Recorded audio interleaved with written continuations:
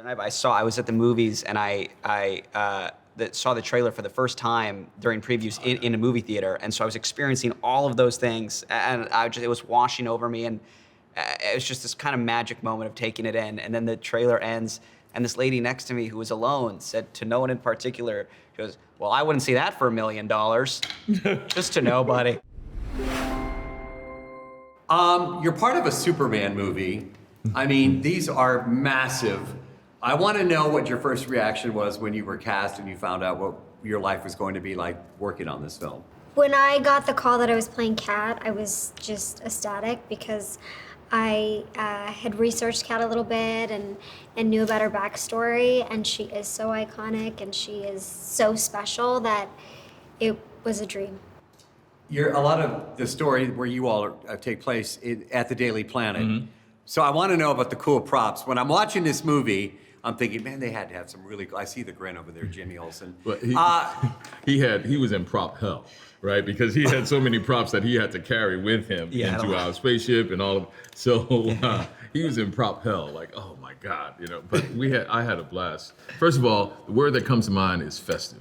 Yeah. We had a festive time, had a great time. It was a great ensemble at the Daily Planet, and I really enjoyed that. And when I got word that I was going to be a part of it, I just knew how big Superman was to people. The thing about comic fans, the fact is I wasn't one. I didn't read comics and all.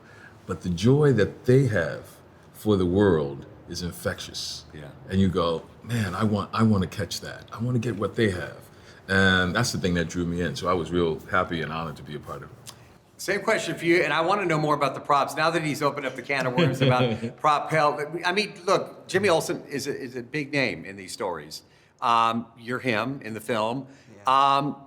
How excited, number one, and two, let's talk about the prop hell. Yeah, dude, in terms of the excitement, you get that phone call, and you know, it's just very rarely as an actor do you have these opportunities where so much changes so quickly, and it is like, yeah, it's just the most surreal, exciting thing in the world. And even now, still watching it all kind of unfold and watching the world get excited about it, it is like you're on a conveyor belt, you're just on this ride, and it's incredible. In terms of the prop, yeah, my biggest fear was, as an actor, my pet peeve is when people, you can tell someone has a specific kind of thing they're doing with a prop and they don't know how to actually, and I have a lot of cameras, and I'm not really a photographer, and one of my best friends is, and I was like, dude, if I'm in this movie and real photographers are watching me handle cameras and they're like, this idiot has no idea what he's just like, so it was important to me that I was doing things with cameras that looked like a person who actually takes photos for a living, and I hope that came across. I don't know for sure. I haven't seen the movie yet, but I'm praying to God. You sold me on it, and I hadn't even thought of it. But honestly, each of your characters, I'm like, wow, super convincing, because I'm a journalist, so the Daily Planet, you know, I kind of focus on that as a journalist, seeing, you know, the ins and outs like that. It was very authentic. Good. Yeah, it was great. Thanks, man. Let's talk a little about your characters. Like, who didn't know Clark Kent was Superman? It's a joke. Working with this guy, I mean, kind of, yeah, because I thought of that when I'm watching you. I'm like, I mean, I know it's a story, I know it's a comic before everybody comes after me, but, you know, it's kind of like... But you don't know that it's him, you know. Okay. You don't know that it's him, but as journalists, we had suspicions, right? We had suspicions. So it's, you know, and, you know, you can't just put something out there if you don't have the evidence of it first. You know that as a journalist. Yes. So it's kind of like you hold it back. You keep doing the investigation until you get, you know, rock solid proof.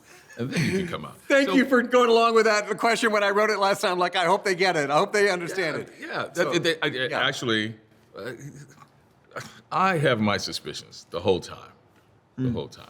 I love this. When you hear the theme, da-na-na-na-na, and knowing that, I mean, again, like you said earlier, it's everywhere. The trailers, when it was released, millions watching, including myself.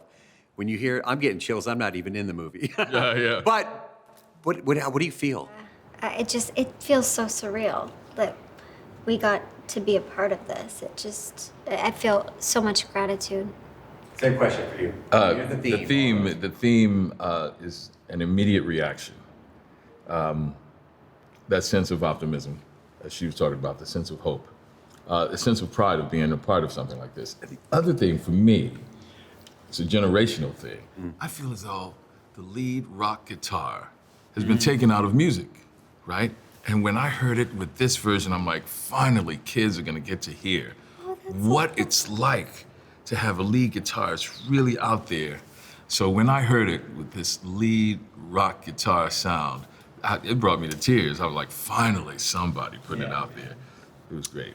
All right, take us home. Well, I texted the group chat this the other night, but I was at the movies and I saw the trailer for the first time during previews in a movie theater, and so I was experiencing all of those things, and it was washing over me, and it was just this kind of magic moment of taking it in, and then the trailer ends, and this lady next to me who was alone said to no one in particular, she goes, "Well, I wouldn't see that for $1 million, just to nobody," and I was just sitting there like, man, there it is, and then so we're not. Unfortunately, I don't think we're going to lose her. She's not going to see it. Yeah, right. But I hope we can recover. I hope other people are as moved by it as we were. She was not. It was not effective for her. But Oh my God, I love that that was your first experience. But in fairness, she was a tough crowd because during the actual movie that played, it was F1. She was like doing a running DVD commentary to herself. Oh, wow. And there was moments that were so cool, it's like Brad Pitt being so cool, and then she'd be like, "Yeah, right," under her breath. It's like, man, this lady is a tough sell. That was pretty awesome what just happened. That would only happen to Skyler. Like, Right. to be in the theater and see it for the first time, the trailer, and then for that, it's just amazing. Tough, It's, yeah. It's incredible. So high, just like, wow. It's gonna be even funnier when she sees this online. Like she'll be on the show. Hey, they're talking about me. Yeah. Congrats, y'all. Seriously, Thank you fantastic. so much. Thanks, man. Only on the Backstage Experience.